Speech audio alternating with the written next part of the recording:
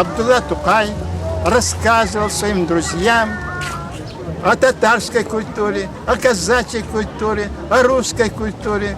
Он гениальным был. Такие же ребята с огромным удовольствием, интересом слушали то, что он говорил. Казалось бы, что он такой же? Нет, он в библиотеках пропадал. Он читал, он знал. И вот это переваривал через себя. Таким же образом, как мы сейчас стоим на берегу Чагана, у впадения этой реки Чаган в Урал, Тукай рассказывал своим друзьям, много чего рассказывал, но рассказывал и о культуре местного народа, казаков, как они рыбачили, как они жили здесь, потому что Тукай общался не только с казаками, татарами, казаками он общался тоже.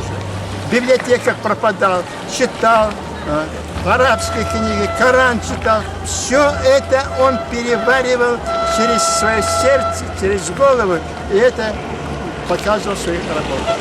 Об этом писали мало, потому что в советское время нельзя было говорить, как это так, ислам, так сказать.